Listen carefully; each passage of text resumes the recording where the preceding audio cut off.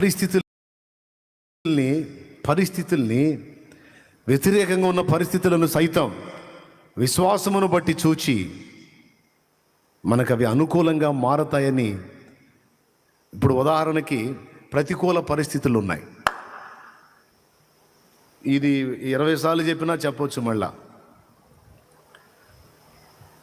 ఎందుకంటే ఇక్కడ దావీదు మనకు మంచి ఉదాహరణగా ఉంటాడు. ఈ సందర్భానికి ప్రతిసారి అతడే కనపడతాడు. సౌలు శత్రువుని చూసిన దృష్టి వేరు, దావీదు దేవుణ్ణి బట్టి శత్రువుని చూసిన దృష్టి వేరు. మొట్టమొదటిసారి దావీదు సమూయేలు ముందుకు వచ్చినప్పుడు దావీదు కళ్ళని గురించి స్పష్టంగా లేఖనం మాట్లాడిద్ది. అతడు చక్కని నేత్రములు గలవాడు అని. స్తోత్రం చెప్పండి. అంటే కన్నుల చక్కదనాన్ని గురించి దేవుడు చింతిస్తున్నాడా? చక్కని నేత్రములు గలవాడు. చూస్తారా వచనం? మొదటి సమూయేలు 16వ అధ్యాయం 12వ వచనం. మొదటి సమూయేలు 2వ సమూయేలుకి ఏమవుతాడు? చదువుమా. సమూయేలు రాసిన మొదటి గ్రంథము 16వ అధ్యాయం 12వ వచనం. 16, 12 చెల్లి చదువుతుంది, వినండి. అతడు వారిని పిలువనంపించి లోపలికి తోడుకొని వచ్చెను. అతడు ఎర్రని వాడును, చక్కని నేత్రములు గలవాడును, చూచుటకు సుందరమైన వాడునై ఉండెను. మీరు ఏమన్నా ఆలోచించారా? దావీదు చక్కదనం దేవుడికి అంత గొప్పదా? అసలు దావీదుకి ఆ రూపాన్ని ఇచ్చింది ఎవరు? రైట్. నాకు దావీదు రూపమే అయి ఉండొచ్చు అక్కడ వర్ణన, కానీ కళ్ళ గురించి మాట్లాడాడు స్పెషల్గా. చక్కని ముక్కు గలవాడై, మంచి పెదవులు గలవాడై, మంచి బాహువులు గలవాడై, మంచి పాదములు గలవాడై అనొచ్చుగా. మంచి చెవులు గలవాడై, మంచి బుగ్గలు గలవాడై అనొచ్చుగా. అవన్నీ అంటానికి బైబిల్ ఇంత గ్రంథం అయిద్దిలే అనడలే అంటారా? కళ్ళ గురించి ఎందుకు మాట్లాడాడంటే అక్కడ మీరు ఆలోచించాల్సిన పాయింట్ ఒకటి ఉంటుంది. వర్ణాన్ని మాట్లాడాడు, ఎర్రని వాడని. రూపసి అన్నాడు, చక్కని నేత్రాలు అన్నాడు. దావీదు సర్వ శరీరం ఒక ఎత్తు, దావీదు కళ్ళు స్పెషల్. ఏమిటి ఆ కళ్ళ గొప్పతనం అంటే, ఈ ఒక్క పాయింట్ నీకు అర్థమైతే చాలు, హ్యాపీ. దృష్టి. పరిస్థితుల్ని దేవుని దృష్టితో చూస్తాడు అతను. ఒక మానవ దృష్టితో చూడడు. ఒక్కసారి లైఫ్లో మనుషరీత్యా చూశాడు, ఇక మిగిలిన విషయాలన్నిటినీ దేవుడు పట్టించుకోవాలా. ప్రతికూలతైన అనుకూలతైన పరిస్థితుల్ని మనుష్య దృష్టితో కాకుండా దేవుని దృష్టితో చూడటం అభ్యాసం చేసిన వాడు ఆ చూపు కలిగినోడు. ఏ చూపు కలిగినోడు?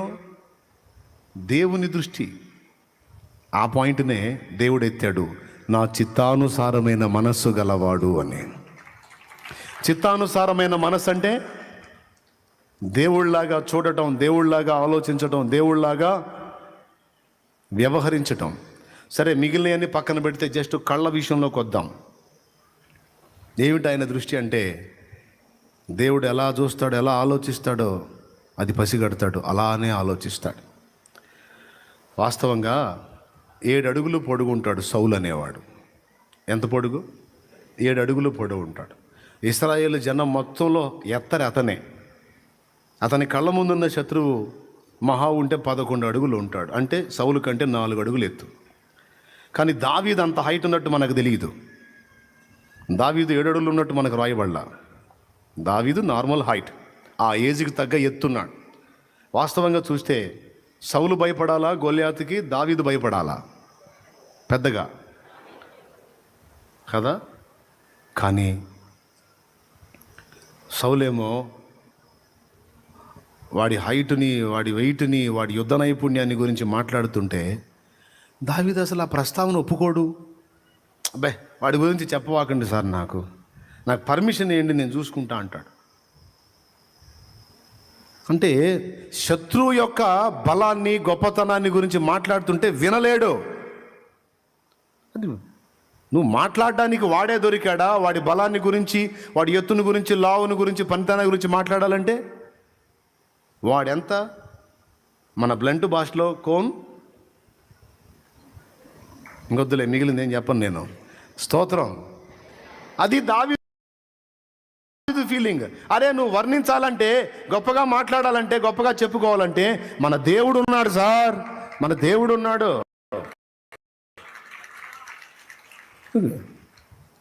దేవుని వలె చూస్తాడు, దేవునికి వెళ్ళి చూస్తాడు.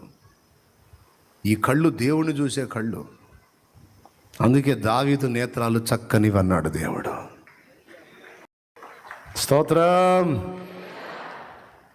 దేవునికి వెళ్ళి చూస్తాడు, దేవుని దృష్టితో చూస్తాడు పరిస్థితుల్ని. చిన్న మాట కాదు ఇది, చాలా సీరియస్. చాలామంది దృష్టి ఇలా ఉండదు. దృష్టి విషయంలో చాలామంది బలహీనలై ఉంటారు. మీరు కావాలంటే ఇంటికి వెళ్ళి చదువుకోండి. సౌలు గొలియాతుని గురించి గణపరిచి మాట్లాడతాడు, దావీదు దేవుని గణపరిచి మాట్లాడతాడు. అంటే సౌలు గొలియాతుకి వెళ్ళి చూస్తుంటే దావీదు ఆయనకి వెళ్ళి చూస్తున్నాడు.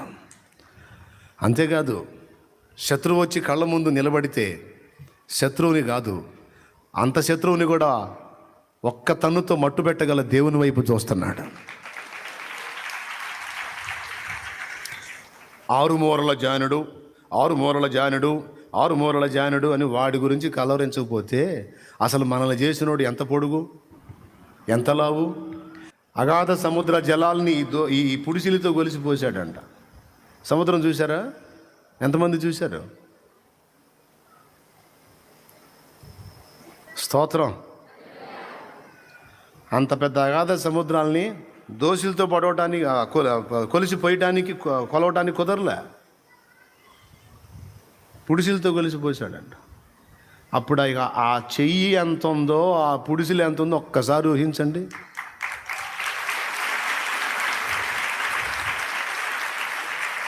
ఆయన బాహు ఎంత అంచనా వేయండి. పర్వతాలు ఎంత పెద్దవి, ఎంత పెద్దవి, ఎంత పరిమాణం ఉంటాయి, ఎంత వెయిట్ ఉంటాయి, ఎంత హైట్ ఉంటాయి. అలాంటి పర్వతాలని వెయిట్ ప్రకారం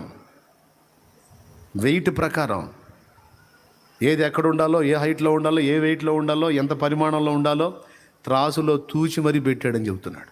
నేను చెప్పానా? యెషయా చెప్పాడు. చూడండి 40:12 చదువు.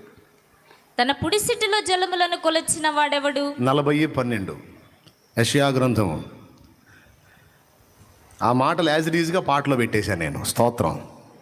దేవుడు సహాయం చేశాడు. కొంతమంది కళ్ళు బలహీనమైన కళ్ళు, పైకి చూడవు, పక్కకి చూస్తూ ఉంటాయి. నో, దావీదు కళ్ళు చక్కనివి, దేవుని చూచే కళ్ళు అవి. ఆరుమూరల జానుడు, వాడంతా వాడింత అని కొంతమంది దెయ్యాల గురించి గొప్పగా చెబుతారు.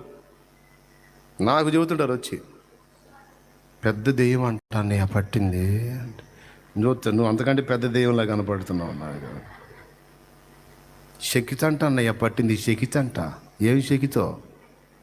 శక్తి అదంట. దెయ్యాల గురించి గొప్పగా మాట్లాడతారు, సమస్యల గురించి గొప్పగా మాట్లాడతారు, అప్పుల గురించి గొప్పగా మాట్లాడతారు, రోగాల గురించి గొప్పగా మాట్లాడతారు. ఇది ఫలానా డిసీజ్ అంట బ్రదర్, ఇది 1,000,000 మందిలో ఒకరికి వస్తుందంట, ఇది వస్తే ఇక దాదాపు ఛాన్సెస్ ఉండవంట, అలాంటిదంట. ఆహా, ఒక్క మాట ఆయన పలికితే కాదా? ఒక్క మాట ఆయన పలికితే కాదా? నేల నుండి మంటిని తీసి బొమ్మను చేసి ఆ నాసికారంధ్రాల్లో జీవవాయువును ఊది పో బతుకుపో అంటే తోలు బొమ్మలాగా డింగు తిరుగుతున్నావు కదా. ఇది అద్భుతం కాదా? దేవునికి స్తోత్రం. హల్లెలూయా. మనం కూడా చేస్తున్నాం బొమ్మల్ని, రోబోలు చేసి మనోళ్ళు కూడా వాడుతున్నారు. ప్రోగ్రామ్ డిజైన్ చేసి మొత్తం ఫీడ్ చేస్తే ఆ ప్రోగ్రామ్ ప్రకారం వర్క్ చేసిద్ది రోబో. కర్మగా లోపల ఏదన్నా వైరింగ్లో కానీ ఆ ప్రొడక్షన్లో కానీ తేడా వచ్చిందనుకో, ఎక్కడుందో అక్కడే ఆగిపోయింది. కానీ మనల్ని చేశాడు. ఎవరి ప్రమేయమైనా ఉందా? సొంతగా ఆలోచించగలుగుతున్నాం, నడవగలుగుతున్నాం, అరే దేవుడు అద్భుతం చూడాలంటే ఎక్కడో ఏదో కాదు, అసలు నిన్ను నువ్వు చూసుకోపోయి నీ మైండ్ ఉంటే చూసుకోపో, దేవుడు కనపడతాడా లేదు నీకు? నీ ముక్కు చూడు, అసలు ఈ ముక్కు ఇలా ఎందుకు ఉందని అడుగు. తయారు చేసి పెట్టాడు అక్కడ. ఈ చెయ్యి చూడు, చెయ్యి ఇలా ఎందుకు ఉందని ఆలోచించును. జాయింట్లు ఇచ్చి అన్ని పనులకు వనరుగా చేసి పెట్టాడు ఒకడు, నీ ప్రభు. లేడు? ఉన్నాడా లేడా? చూస్తున్నాడా లేదా? కనికరం కలిగితే, ఒక్క మాట పలికితే ఏం డిసీజు, ఏ రోగం, 1,000,000 మందిలో ఒకరికా, 10 కోట్ల మందిలో ఒకరికి వచ్చినా సరే యేసునామంలో తీసేయగలుగుతాడు కదా ఆయన. పరిస్థితులని భీకరంగా ఊహించుకొని వాటిని గణపరిచి వాటిని గొప్పగా చూసుకునే ఆ దృష్టి మనకి మార్పు రావాలి. దేవుని వైపు చూచుట దావీదు వలె అక్కడ నేత్రాలు బలపడాలి. మనకి బలహీనమైన కళ్ళు కాదు, దేవుని వైపు చూసే కళ్ళు బలమైన కళ్ళు. హల్లెలూయా. అన్ని కాలాల్లో ఆయనకి వెళ్ళే. చూద్దామా? రైట్. పాదములు బలపడాలి, చేతలు బలపడాలి, నేత్రములు బలపడాలి. సౌలైతే మరి ఎక్కువగా బలపడి